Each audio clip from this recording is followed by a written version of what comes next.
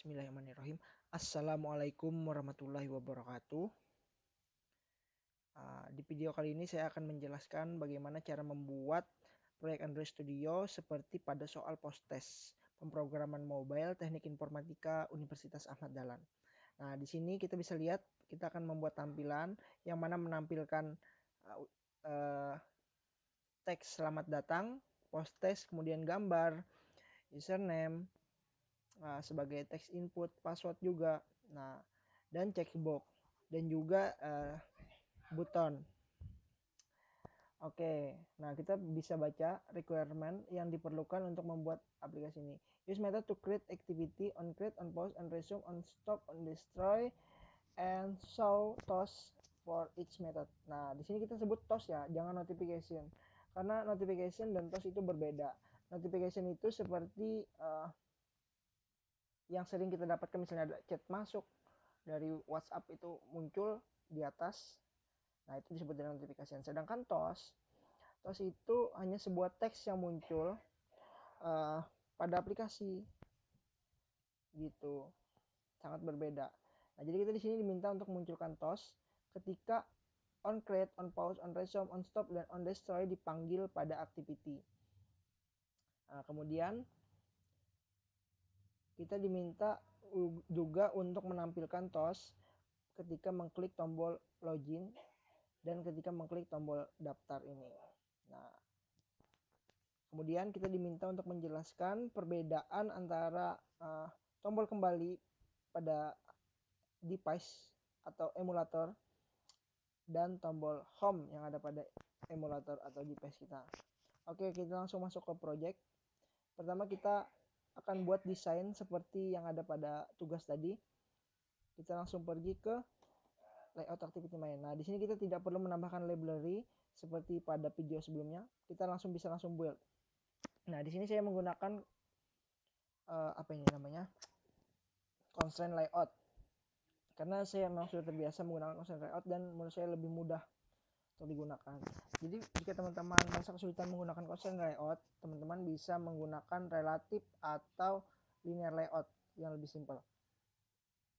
Nah, teman-teman bisa menggunakan linear layout untuk menampilkan selamat datang, post test, terus ini apa lagi nih? Gambar. Terus ini lagi input sampai ke bawah. Bisa ditampilkan menggunakan linear. Tapi nanti ketika menampilkan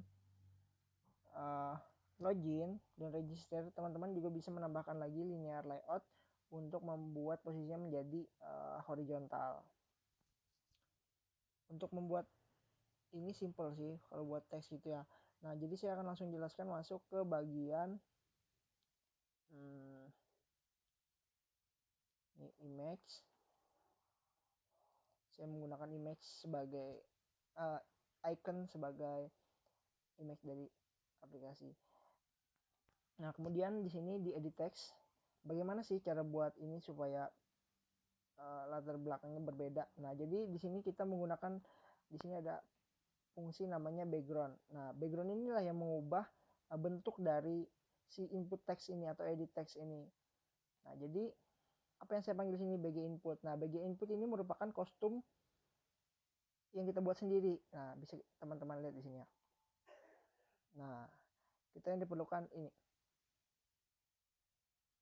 Nah, ini untuk menampilkan border seperti ini. Jadi nanti setelah border ini sudah jadi, kita bisa langsung panggil sebagai background. Jadi dia otomatis langsung terpanggil dan langsung terhubung ke edit text ini.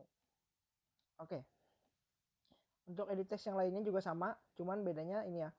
Kalau ini kita menggunakan tipe input tipenya teks. Untuk password kita menggunakan input tipenya teks password ya, biar ketika pengguna memasukkan password dia langsung tersembunyi gitu. Oke, selanjutnya checkbox.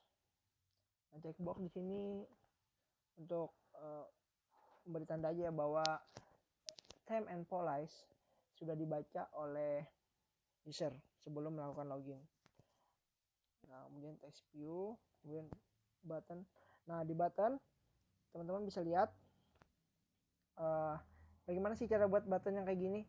Ada gambarnya sama ada radius buat mengatur radiusnya. Teman-teman bisa menggunakan sama seperti sebelumnya, yaitu menggunakan background.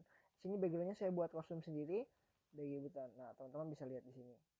Ada corner, solid di sini untuk mengatur warna, padding, kemudian size. Di sini di size saya hanya mengatur lebar dari button tersebut. Oke. Nah, setelah layout kita buat, kita bisa langsung pergi ke main activity.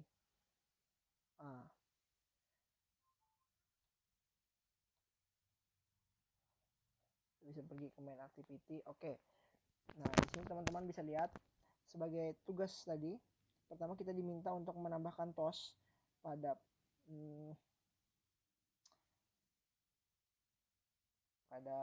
fungsi on create, on pause, on resume, on stop, dan on destroy. Nah, pertama kita tambahkan dulu lah si toss ini pada on create. Nah, tambahkan toss make text this main activity created. Kemudian untuk yang on pause, kalian langsung bisa tuliskan on pause, nanti dia akan muncul override font on pause. Nah, tinggal kita tambahkan aja nih toas di dalam metode si on pause. Sama, yang on resume, on stop, on destroy juga sama seperti ini. Oke. Kemudian setelah toss yang kita buat, kita tinggal menambahkan toss pada tombol login dan register. Nah, supaya tombol login dan register itu berfungsi, teman-teman harus mendeklarasikan ini di sini. Ini khusus untuk Kotlin ya. Khusus untuk Kotlin, dia bisa langsung memanggil ID dari tag button tadi. Nah, sedangkan di Java, teman-teman harus memanggil view binding untuk menghubungkan antara activity ini dan layoutnya. Nah, kalau di Kotlin dia bisa karena Kotlin sudah memiliki extension, Kotlin extension namanya. Oke, nanti setelah teman-teman ketik ini, di sini akan muncul error sih, tanda merah. Nanti tekan aja Alt Enter untuk menampilkan ini view on click listener, gitu. Nah, setelah view on click listener, otomatis on click juga function on click juga akan terbuat. Nah, di sini saya menggunakan when ID untuk mengecek ID yang mana sih yang diklik oleh pengguna.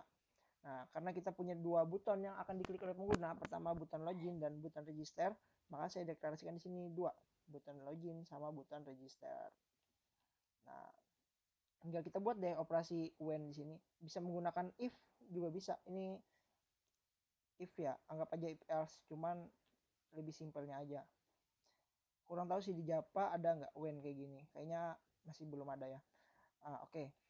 Di sini saya bisa kasih lihat ke teman-teman dari line 23 sampai line 34 ini merupakan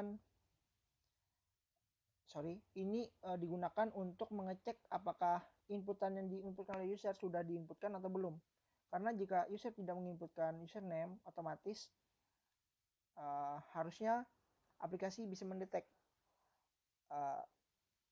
username belum diinputkan begitu. Nah, inilah fungsinya. Kita harus ketika username is empty, maka dia akan munculkan tombol error, text error. Oke. Di sini username, password, repassword, dan si checkbox tadi ya. Perlu juga kita cek karena sebelum pengguna mengklik tombol login atau register, pengguna harus membaca terlebih dahulu temp and polish. Nah, kemudian setelah semuanya sudah terisi, teman-teman langsung bisa cek apakah password yang diinputkan oleh user sama dengan password yang diinputkan oleh user kedua.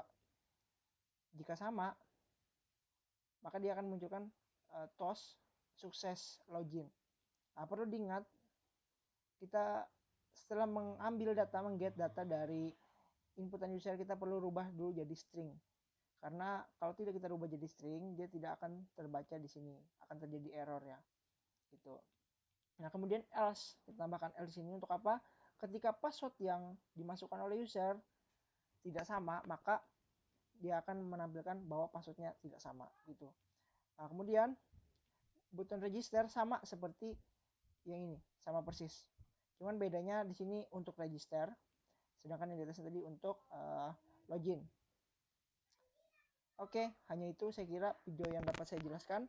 Jika teman-teman tidak paham, silahkan komen di kolom komentar, dan tentunya kasih like supaya saya tahu bagaimana sih, siapa aja sih yang udah nonton gitu. Nah, dan juga jangan lupa untuk subscribe. Oke, thank you. Wassalamualaikum warahmatullahi wabarakatuh.